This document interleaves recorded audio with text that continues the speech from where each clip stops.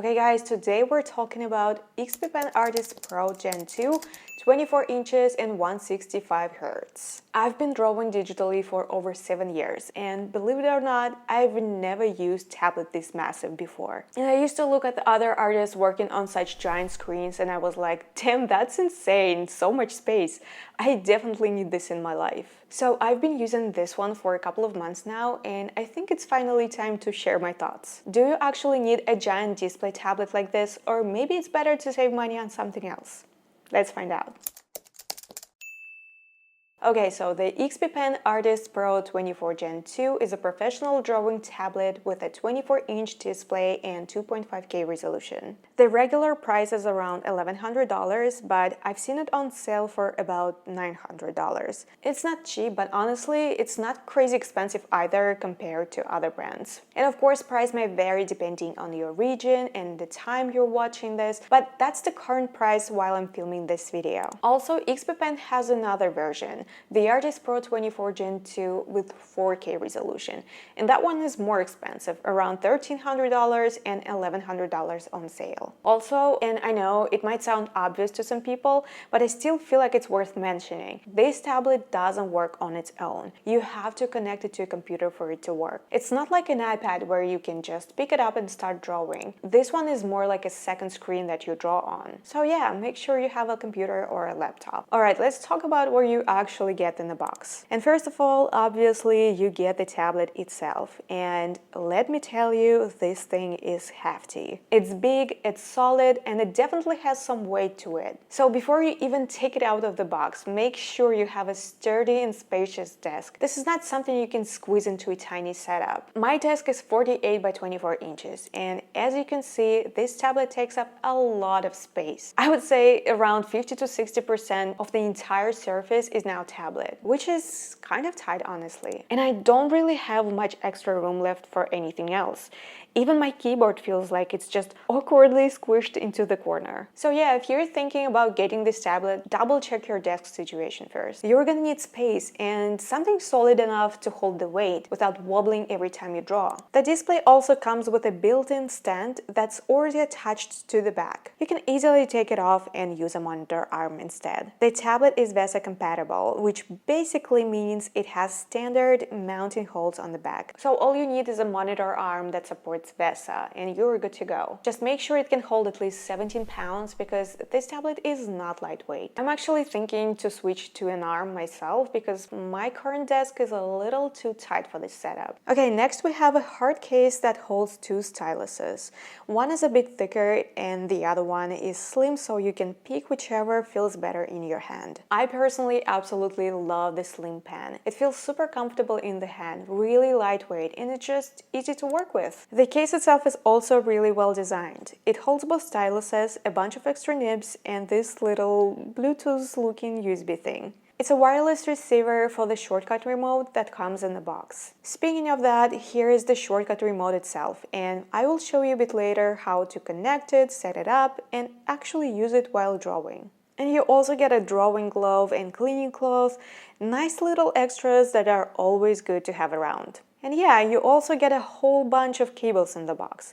There's USB-C, HDMI, a power adapter, and a couple of little connectors. And it might look like a lot at first, but don't worry, you won't necessarily need to use all of them. Which cables you will actually need depends on what kind of ports your computer has. I will show you how I set everything up in a second, just keep in mind I'm using an iMac, so I will only be showing the USB-C to USB-C connection. If your computer uses different ports, you can check out XPPen website. They have a full user manual that walks you through all the connection options. Alright, let's finally connect it to a computer and draw something. So as I said, I'm using an iMac which only has USB-C ports. So I'm going with the USB-C to USB-C cable plus the power adapter. And basically I'm just following the user manual. It's super detailed and pretty straightforward. Then I plugged the USB-C cable into my iMac and the power adapter into the wall outlet, with both cables going into the back of the tablet. And there is also this little cable cover you can snap on to keep things tidy. But honestly, it was kind of a pain to close. But eventually I somehow somehow managed to do it. Alright, now it's time to connect the shortcut remote. And there's two ways of doing it. First with a cable, and the second, which I prefer better, via Bluetooth. So I'm gonna take this Bluetooth receiver and I need to plug it into my iMac. And since my computer doesn't have USB port, I'm gonna use this adapter. Now we need to turn this thing on and then press and hold for 6 seconds this K11 button. The indicator light will flash blue quickly. And after that, we're gonna pair the shortcut remote to my computer in the Bluetooth settings. Okay, now let's download the drivers. Just go to XPPen's website, there's drivers button, then select your operating system and choose your product. Now the manual says that before installing the driver, you should turn off any antivirus or graphics software and uninstall drivers for any other drawing tablets. And I still had the old Huion drivers on my computer and I was like, it will probably be fine, right? But yeah, it didn't work. So I had to uninstall them first and then everything worked perfectly. On macOS, installation is super simple. You just click the file, follow the prompts, and then go into privacy and security to allow access for the tablet. And I feel like you don't even have to go there. The system is automatically asking for permissions. After that, restart your computer and you're ready to go. And now it's time to calibrate the monitor, which is pretty easy here. You just have to click the center of the red cross. You can also set the work area and it's all up to you. I left everything by default. Okay, next thing I wanted to do is setting all the shortcut keys on my shortcut remote. It just takes some time to get used to it and figuring out what kind of shortcuts you really need. And this is what I ended up with. And even with this remote, I'm still using my keyboard from time to time. Also, I don't know like you guys, but I need some time to sort of connect my brain with the pencil and remote so I can use all of that efficiently. And last thing before drawing, I'm gonna set the stylus. When I first time was setting it, I was playing around with the settings and I set this curve very low, so I needed to press really hard to get the most out of the pen. So yeah, I definitely recommend trying different settings and choose what works best for you. These settings I love the most.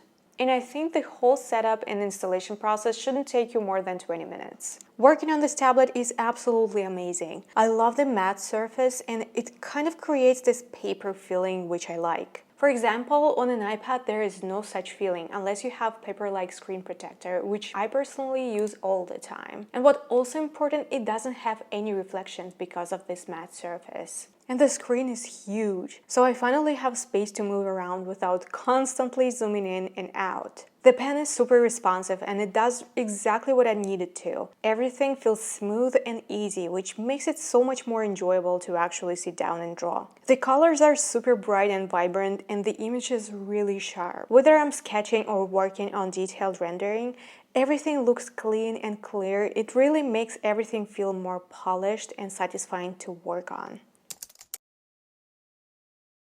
Okay, now let's talk about cons because there are some things that might affect your decision of buying it. I'll say this up front, there is nothing super critical and most of it is pretty subjective, but there are definitely a few things that are worth mentioning. First of all, something I noticed, and it's not just with this tablet, I've seen it happen to other drawing tablets too. I have the buttons on the pen set to the brush and the eraser tool. So in theory, it should be very easy to switch between them while drawing, right? But in reality, it doesn't always work right away. Sometimes I have to press the button like 6 times before it responds. If you experience the same thing, please let me know in the comments. I just need to know that I'm not alone. Another thing, and it's definitely not the tablet problem, but it's something about your setup and comfort while using this tablet. And maybe it's just how the system works and it doesn't happen all the time, but when I'm drawing and recording my screen, the pen cursor starts to lag. It begins blinking constantly and then suddenly it changes into an arrow, which is definitely not what I'm expecting at all. At that point, trying to make a clean, precise line becomes really challenging because I'm basically guessing where is the center of the brush is. I'm honestly not sure what the problem is, whether it's the tablet, the drivers, or maybe it's just something with my computer. Another thing no one talks about, and this is definitely not the tablet problem, it's more like a personal thing. There is something I encountered as a content creator. So when it comes to screen recording, here's something to keep in mind. If you also want to watch your favorite shows on platforms like Netflix, Disney,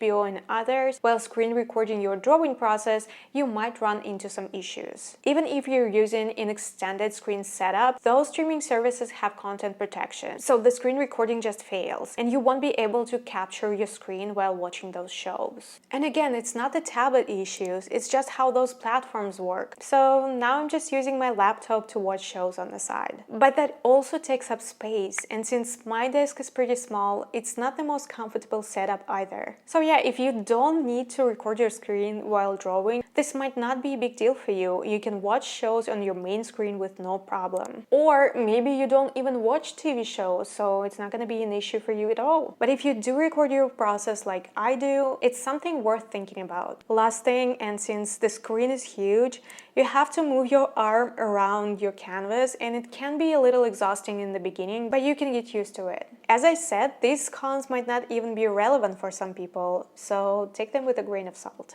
So who is this tablet for? Honestly, if you spend hours drawing every day and want a comfortable big setup that feels more like a proper workspace, this is 100% for you. If you're just starting out or still figuring out if digital art is your thing, this might be more than you need, both in size and in price. In that case, something smaller and more portable would be a better place to start. So yeah, it really depends on your workflow, setup, comfort, and what you want from your drawing experience. So that's my take for this tablet so far. I'll be sharing a video soon about creating a functional desk setup for digital artists, so don't forget to subscribe to catch all my upcoming videos. I would like to hear your thoughts about this tablet in the comments, especially if you own one. It would be great to compare experiences, and that's it for today, guys. Bye!